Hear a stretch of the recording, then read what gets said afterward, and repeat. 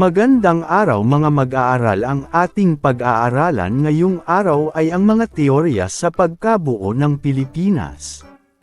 Kasanayang pampagkatuto, na ipaliliwanag ang pinagmulan ng Pilipinas batay sa A. Teorya, Plate Tectonic Theory, B. Mito C. Relihiyon, AP5 PLP ED-4.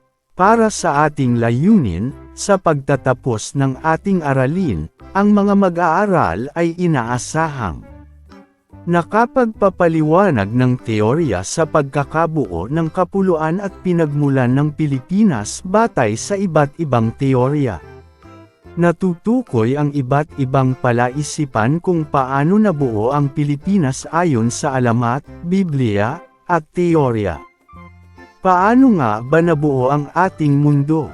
Naniniwala ka bang ang Pilipinas ay nabuo dahil sa pag-aaway ng langit at dagat? O ito ay nabuo base sa pahayag sa Biblia? Ano man ang dahilan kung paano ito nabuo, ang mahalaga ay atin itong ingatan. Paano nga ba nabuo ang kalupaan ng Pilipinas? Ano kaya ang iba't ibang kaisipan tungkol sa pagkabuo nito? Paano mo mailalarawan ang Pilipinas bilang isang kalupaan, archipelago?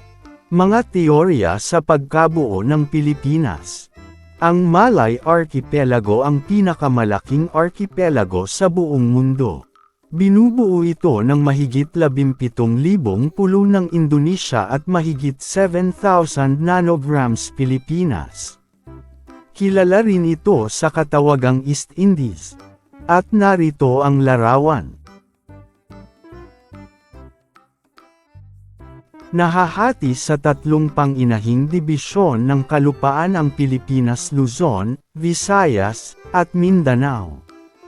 Ang bawat dibisyon ng kalupaan ay binibiyayaan ng iba't ibang uri ng anyong lupa at tubig na tumutugon sa pangunahing pangangailangan ng bawat mamamayan. Sa kasalukuyan, binubuo ng 17 rehiyon ang Pilipinas. Mga paliwanag tungkol sa pagkakabuo ng Pilipinas. May iba't ibang paliwanag kung paano nabuo ang kapuluan ng Pilipinas.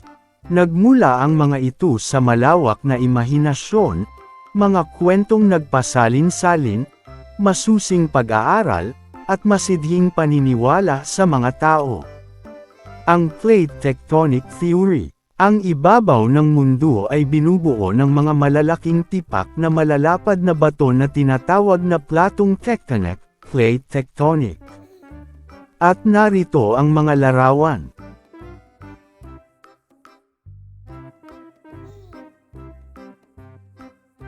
Ang Pilipinas ay nasa ibabaw ng Philippine Plate sa tabi ng higit na malaking Pacific Plate.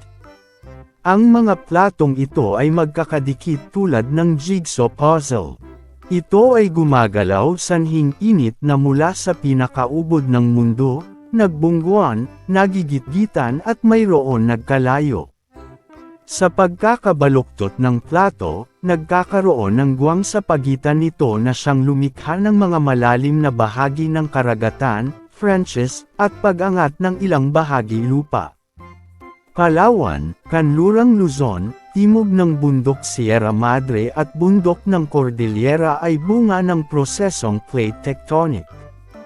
Teoryang Continental Drift. Ito ay pinasimula ni Alfred Wegener. Siya ay isang Alemang geopisiko at meteorologo noong 1912. Ayon sa kay Wegener, nagsimula ang mundo sa isang malaking kontinente na tinawag na Pangaea. Sa katagalan ito ay nahati sa dalawa, Laurasia at Gondwana. Sa katagalan, ang dalawang kontinente ay nabitak at nabuo ang 7 kontinente sa kasalukuyan. At narito ang larawan.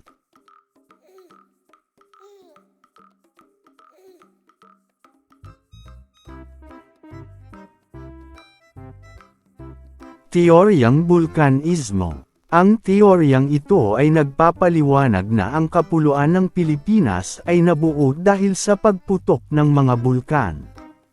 Si Bailey Willis ang Amerikanong heologo, ayon sa kanya ang mga pulo sa Pilipinas ay bunga ng mga pagputok ng mga bulkan sa ilalim ng karagatan. Sinasabi na ang Pilipinas at iba pang bansa sa Pasipiko ay lugar na tinatawag na Pacific Ring of Fire. Ito ay grupo ng mga bulkang pumapaligid sa karagatang Pasipiko. At narito ang larawan ng Pacific Plate. Ipinaliwanag naman ni Fritz Voss na isang Alemang siyentista na nanggaling sa ilalim ng karagatan ang mga isla ng Pilipinas.